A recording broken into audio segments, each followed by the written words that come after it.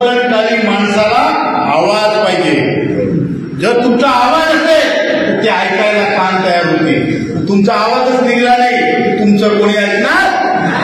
आवाज काढायचा. आपल्या बापाचा देश आहे, आपला देश आहे. सुतूर मातूर 2000 3000 देऊन आटपायचं नाहीये. त्यांना माहिती आहे लोक ऐकणार नाही. मिळालं ते घेऊ पण त्यांचा प्रयत्न हा आहे की 7,500 आणि मागे लोक आपल्याला मिळायला पाहिजे. आणि मला सांगण्यात आनंद होतो आपल्या महासचिव साहेबांनी श्री साहेबांनी उल्लेख केला या गोष्टीचा की माझा आवाज बरोबर येतोय ना स्पष्ट.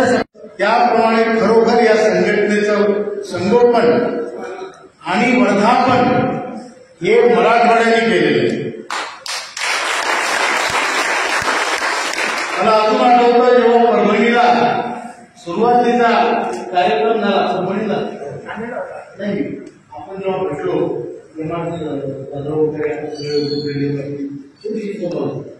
परभणीला त्यावेळेस सावेकर साहेबांचा मला परिचय झाला आणि त्यांनी पूर्ण महाराष्ट्राच्या संघटनेची धुरा आपल्या खांद्यावर घेतली. फार मोठी जबाबदारी स्वीकारली. त्याच्यानंतर नांदेडला ज्या मिटिंग झाल्या ज्या आपण लोकांचं जे सहकार्य या संघटनेला लाभलं ते अप्रतिम अद्वितीय आणि त्याचप्रमाणे संपूर्ण मराठवाड्याचा जो सहभाग यात राहिला मला सांगताना अभिमान वाटतो. संपूर्ण भारतावर तुमचे उपकार. या बळामुळे या संघटनेचा सूर्य संपूर्ण भारतावर तळपत आहे. आज 28 राज्यात आणि 6 केंद्रशासित प्रदेशात तुमच्या संघटनेचा संघटन आहे. श्रीनगरला काश्मीरला पण आहे, अंदमान निकोबारला आहे, दीव दमनला आहे, पॉंडिचेरीला आहे. अजून मला सांगा कुठं पाहिजे. एवढी मोठी संघटना तयार झाल्यामुळे आणि एवढ्या साऱ्या बळामुळे तुमच्या पुरुषार्थामुळे तुमच्या पराक्रमामुळे आज एवढ्या निष्ठुर व्यवस्थेला आणि एवढ्या मोठ्या भारत सरकारला तुमचा विचार करावाच लागेल. साधी गोष्ट नाही. म्हातारे माणसं आपण आपल्याला भर ना सर ना ऐकू येत बरोबर दिसत ना चालतायत. पण अशा लोकांनी संपूर्ण देशाला हाताळण्याचं काम तुम्ही केलं. कारण आपलं म्हणणं आहे कमजोर आपण शरीरानं असू, आर्थिकदृष्ट्या असू, आरोग्यदृष्ट्या असू, पण आपण जिवंत माणसं आहोत आणि भारत देशाचे नागरिक आहोत. आणि जेवढा आपला या देशावर आपल्या बापाच्या देशावर हक्क आहे तेवढाच की जेवढा त्या राज्यकर्त्यांचा हे आपण मानतो. या दृष्टीने आपण चालतो. म्हणून आपली दखल घेणं सरकारला भाग आहे.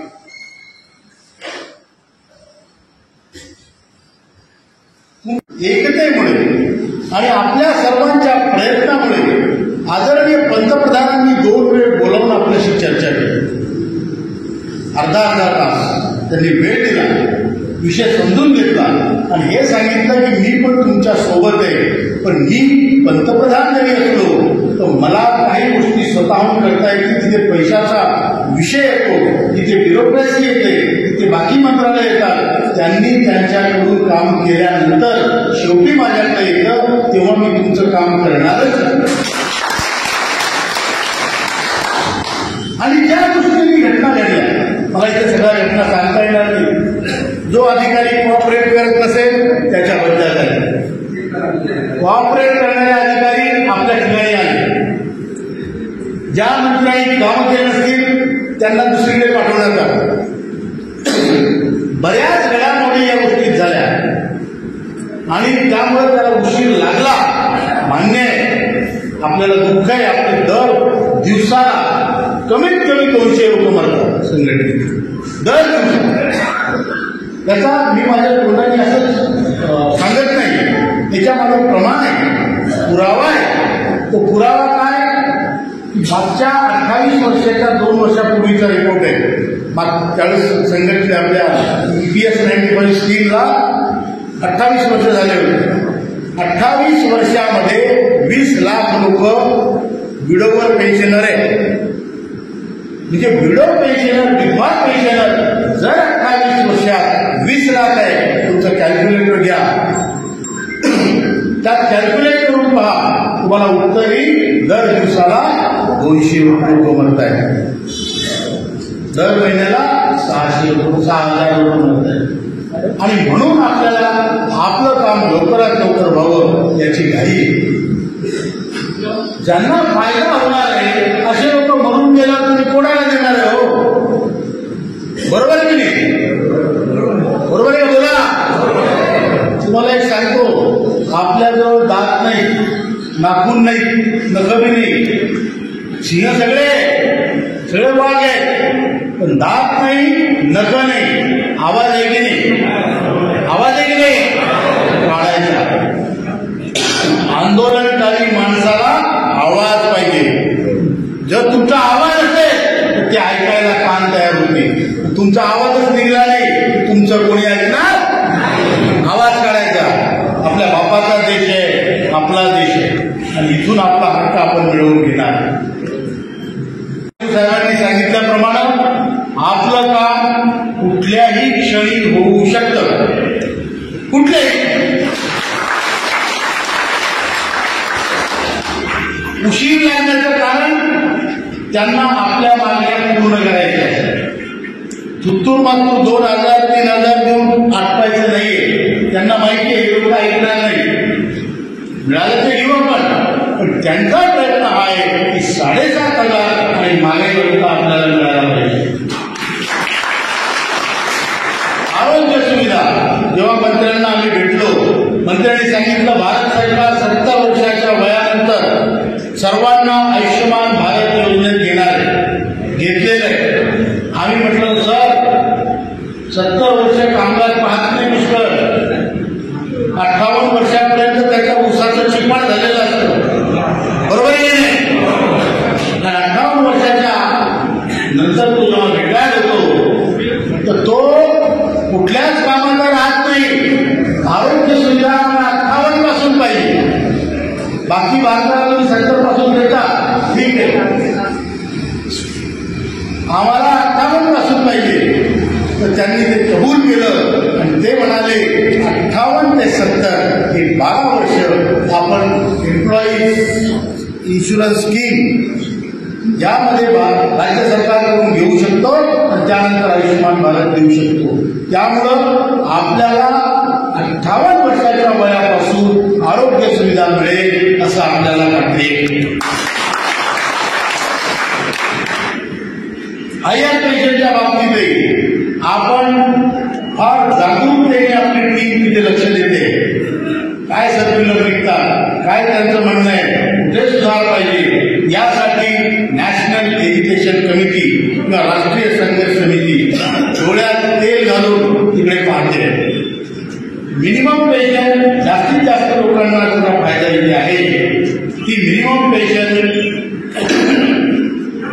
खरं म्हणजे मंत्री महोदय आपल्याला याच आठवड्यात बोलवणार होते, पण काहीतरी जिनेवामध्ये इंटरनॅशनल लेबर ऑर्गनायझेशनचं मोठं पूर्ण जगाचं मीटिंग चालू आहे.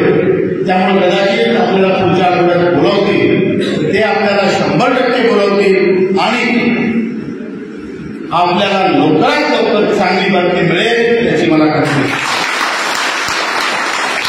आता साहेबांनी सांगितलं, आंबेडकर साहेबांनी सांगितलं, मस्के साहेबांनी सांगितलं की आपली लातूरला मेळावा होता, पहिलाच मेळावा लातूरला आहे. त्यामुळे आम्ही उत्साहित होतो, नवीन लोकांना आपल्या लोकांना भेटता येईल, तिथे साखर कारखान्याचे बिडी कामगार लोक आपल्याला भेटतील म्हणून आम्ही तिथे जाणार होतो. त्यांनी सांगितलं तुम्ही नांदेड आहे, नांदेडशी आपण नाटक फार फक्त झालेलं असतं, त्याच्यामुळे नाही म्हणता येत नव्हतं.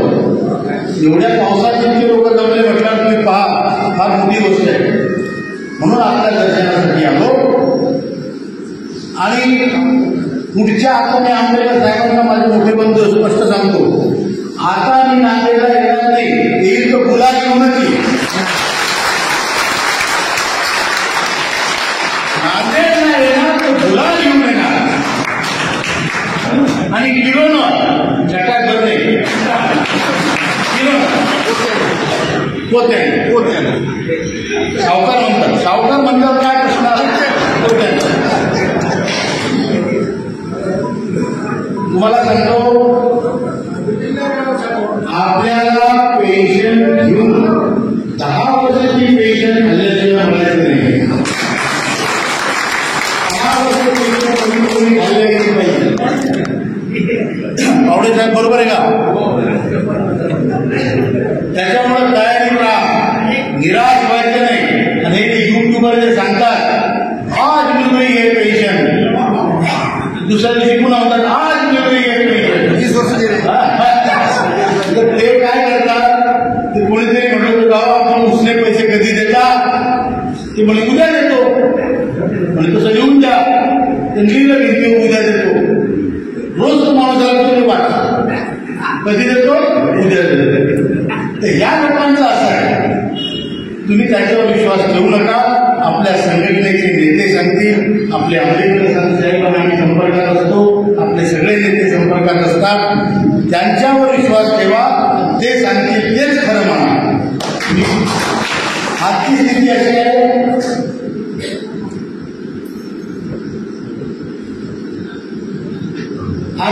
अशी आहे, की तुमचं आपलं काम अजून झालेलं नाही, पण आपलं काम लवकरात लवकर होणार आहे.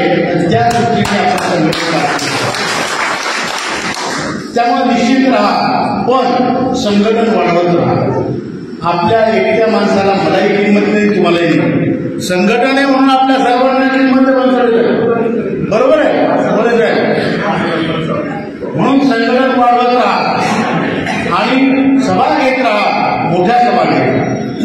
आता आम्ही परवा मंत्र्यांना भेटायला गेलो होतो, तेव्हा मंत्र्यांची फोनवर बोलणं झालं, त्यांनी सांगितलं होतं नंतर तुम्हाला व्यवस्थित भेटून बोलावं. त्यानंतर आम्ही रामकोला ते गोरखपूरच्या पुढे नेपाळच्या बॉर्डरवर एक उत्तर प्रदेशाच्या ठिकाणी, आणि त्या ठिकाणी आम्ही मिटिंग घेतली. साखर कारखान्याची लोक होते. तुम्हाला सांगतो, एका जिल्ह्यात, कुशीनगर जिल्ह्यामध्ये एका जिल्ह्यात 15 साखर कारखाने. त्या लोकांची हालत पाहिल्यावर बंद पडलेले कारखाने, पेन्शनर आहे, 500-600 रुपये भेटतात, तरी ते सभेला आले आणि त्यांची हालत पाहावला जात नव्हती, इतकी वाईट. संपूर्ण भारतात वृद्ध लोकांना, पेन्शनरांना त्यांनी दर महिन्याला पैसे मिळले, त्यांची हालत या नालायक व्यवस्थेने करून ठेवली. दुसरीकडे फोकाट फाकट चालू आहे. आता खासदारांच्या पेन्शन वाढतात, तुम्हाला माहिती असते, पगार वाढले 25,000 2 मिनिटाच्या, आणि जर 10 वर्षापासून आपण झटपट आपली पेन्शन अजून वाढायची नाव घेऊ. मग याला काय म्हणायचं? याला हेच म्हणायचं की एकतर हे इनसेन्सिटिव्ह आहे, असंवेदनशील आहे, किंवा आपण कुठेतरी कमी पडतो. आपण ताईने सांगितलं तसं आपण संख्येत कमी पडतो. संख्या किती? 78 लाख पेन्शनर, 7.5-8 कोटी लोक कार्यरत अंशदान करतात, त्यांचं भविष्य आहे. बरोबर आहे. दिल्लीला लोक जमतात 5,000, 10,000, 20,000. आम्ही अण्णासाहेब आजारांना एकदा भेटायला गेलो, म्हटलं बाबा तुमचं नाव खूप मोठं आहे, तुम्ही मोठे माणसं आहे, आमचा प्रश्न सोडवायला मदत करा. त्यांच्या राळेगाव सिद्धीला गेलो. ते म्हणाले, राऊसाहेब तुमचे लोक किती? आम्ही म्हटलं 78 लाख. 2% जमतील का? मी 2% म्हणजे 78 जुनी जवळपास 1.5 लाख लोक जमतील, तुम्ही येतो. संख्येला किंमत आहे, नेत्याला किंमत नाही. तुम्ही आपली संघटनेची जर संख्या 1.5 लाख, 2 लाख, 1.5 लाख जमली तर तुमचं काम एका क्षणात होतं, पण आपण जमत नाही. आता आंबेडकर साहेब नांदेड नेहमी खूप लोक आली, कधी शिल्लक डबे लावून आणले, त्यांचा खूप मोठा सहभाग आहे. पण पूर्ण भारतातून जेवढे जमा व्हायला पाहिजे तेवढा जमत नाही. आणि घरी बसून विचारतात कुठपर्यंत आला, त्यांना सांगतो आता स्टेशनपर्यंत आले, ऑटो लावून दिला, अशी परिस्थिती. त्यामुळे त्या लोकांच्या भावना, रामकुलाच्या लोकांच्या भावना, कुशीनगरच्या, आम्ही अक्षरशः आपल्या डोळ्यात पाणी आलं आणि रडलो की या आणि त्या दिवशी आम्हाला असं वाटलं, कुठे सांगत की असं की आमचे देव आम्हाला भेटले. अरे कोणासाठी करतो आपण? आपल्या देवासाठी करतोय ना. तुम्ही देव आहे ना आमचे. तुम्ही आतापर्यंत कधी ऐकलं का मंदिरातून देव आपल्या घरी येतो, मी तुझ्या घरी आलो माझं दर्शन घे, असं झालं कधी? आपल्याला आपल्या घरून त्या मंदिरात जाणं पडतं आणि तिथं त्याचं दर्शन घेणं पडतं. बरोबर आहे? मी माझ्या घरून या मंदिरात आलो नांदेडच्या तुमचं दर्शन घेण्यासाठी, कारण तुम्ही माझे देव.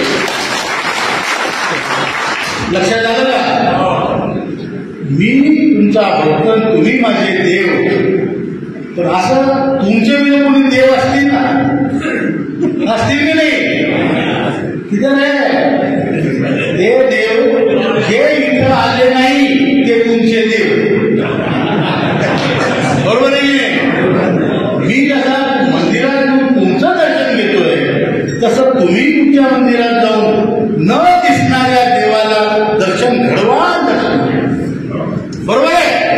बोला आंदोलनकारी आवाज करा, आवाज. बरोबर आहे का?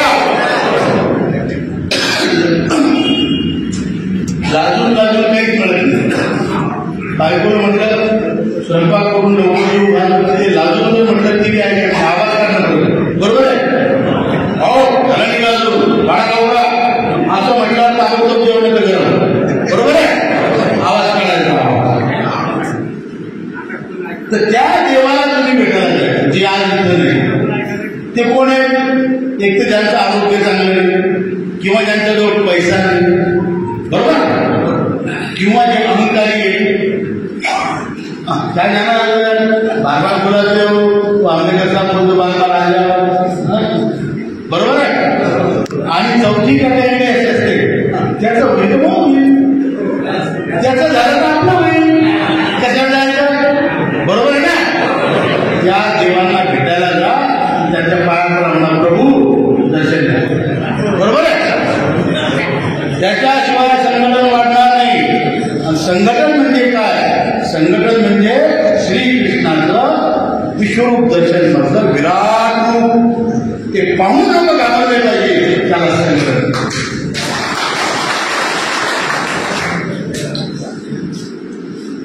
आपण बराच वेळ इथं आलो, खूप वेळ आलो. गुरुद्वारात मोठ्या सभा, हजारो लोकांच्या सभा झाल्या. इथे विजयनगर हनुमान मंदिरातही आपल्या संघ भरपूर सभा झाल्या. मस्के साहेबांचं, पावडे साहेबांचं नेहमीच सहकार्य आंबेडकर साहेबांना आहे, आपल्या सर्वांचं आहे. आपल्या सर्वांना दुःख सांगतो, संघटित व्हा, संघर्ष करा. बाबासाहेब आंबेडकरांनी सांगितलं होतं संघटित व्हा, संघर्ष करा.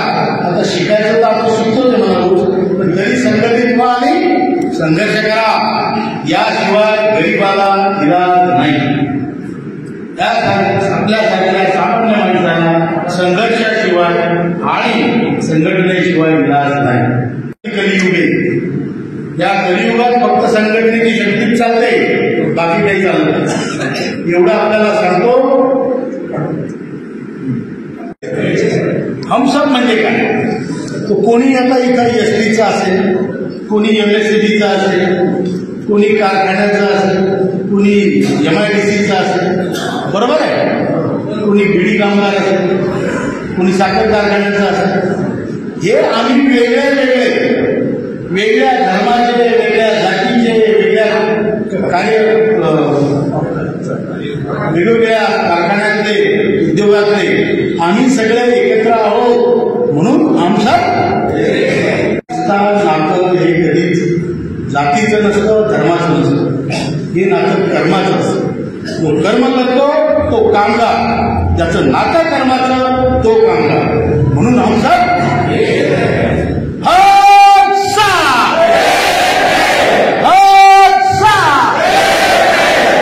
कोणत्या म्हातारे हात बुजवतील? आपल्याला म्हातारे लोक गेले का? आमचा प्रवास आहे.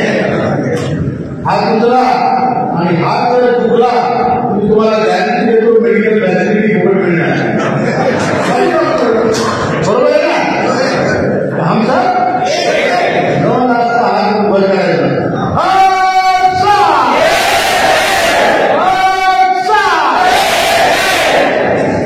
दुसरा नाव आहे ज्येष्ठ भारत श्रेष्ठ भारत. आपला भारत देश जगातला सगळ्यात पुरातन देश असा देश, त्याचा आपल्याला अभिमान आहे. ही संस्कृती आपला देश आणि जगातला सगळ्यात श्रेष्ठ देश. म्हणून या देश आणि श्रेष्ठ देशाचे आपण देश आणि श्रेष्ठ नागरिक याचा आपल्याला अभिमान आहे. आज आपली हजर थोडी खराब आहे, तो चांगला दिवस पण येणार आहे, आपण भांडणार आहे, घेणार आहे, पण आपल्या देशावरचं आपलं प्रेम कधी झालं तर कधी होणार. म्हणून ज्येष्ठ भारत श्रेष्ठ भारत. ज्येष्ठ भारत श्रेष्ठ भारत. ज्येष्ठ भारत श्रेष्ठ भारत. धन्यवाद.